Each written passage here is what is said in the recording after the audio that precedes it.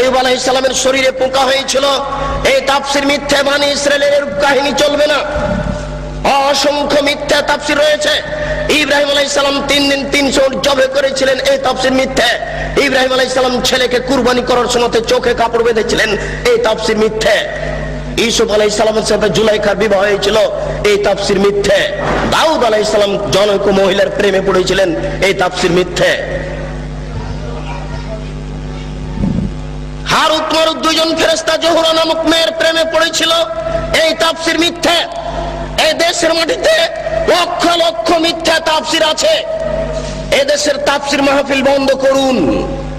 দাখিল পাস শিক্ষক আপনাদের সামনে এসে একেবারে প্রধান মুফাসসির হয়ে মিথ্যা তাফসীর করে যাচ্ছে, এই তাফসীর মাহফিল বন্ধ করুন। পেশাজীবী বক্তাদের বক্তব্য বন্ধ করুন, সিজনাল বক্তব্য বন্ধ করুন, শরীয়ত বাঁচানোর চেষ্টা করুন। 12 মাস বক্তব্য চলবে, বর্ষার সিজনেও চলবে, এটাই শরিয়ত। কোরআন এবং সহিহ হাদিস ভিত্তিক আলেম ওলামা এই দেশের মাটিতে দিন প্রচার করবে, এটাই শরীয়ত। শীতকালীন মৌসুমকালীন এদেশের বক্তা পেশাজীবী হিসেবে তার জীবিকা নির্বাহের উদ্দেশ্যে আপনাদের সামনে মিথ্যা কথা বলে সকালে টাকা নিয়ে বিদায় হবে, আপনারা তাদেরকে সম্মান সহকারে বিদায় করবেন, এটা আপনাদের দিনের অপমান করা হচ্ছে। বিচারের কাঠ গড়াতে যেদিন জবাব দিতে হবে সেদিন বুঝতে পারবেন শরীয়ত মিথ্যা কাকে বলে। আপনি একজন তার সহযোগী। আল্লাহ রাসূল আমাদেরকে বললেন এই 3টি বাক্য, পরের একটি বাক্য আল্লাহ রাসূল আমাদের লক্ষ্য করে বলেন, কাফা বিল মারই কাযিবান ওয়া ইউহাদ্দিসু বিকুল্লি মা সামিআ। একজন মাওলানার মিথ্যুক হওয়ার জন্য এতটুকুই যথেষ্ট, শরীয়তের কোনো কথা তদন্ত না করে বলবে।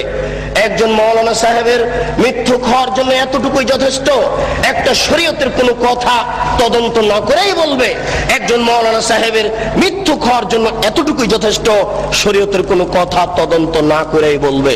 জনৈক মাওলানা সাহেব বলছেন, আল্লাহর নবী কোনো বাচ্চার মাথায় হাত দিলে সেই বাচ্চার মাথা থেকে আতরের সেন্ট ছড়িয়ে পড়তো, মিথ্যা কথা। জি না, এরকম তো ঘটেনি কোনোদিন না। রাসূলের নামে এই কথা তো ছড়ানো যাবে না। যে কোনো কথা, যে কোনো কাহিনী আমরা জানি আস্তাগফিরুল্লাহাল্লাযী লা ইলাহা ইল্লা হুয়াল হাইয়ুল কাইয়্যুম, ওয়াতুবিলাই ক্ষমা চাওয়ার এই দোয়া। আস্তাগফিরুল্লাহি রাব্বি মিন কুল্লি যামবি ওয়াতুবিলাই, আস্তাগফিরুল্লাহি রাব্বি মিন কুল্লি যামবি ওয়াতুবিলাই। এই দোয়া তো খুঁজে পাওয়া যায় না, রাসূলের নামে আসলো কি করে? কে জবাব দিবে?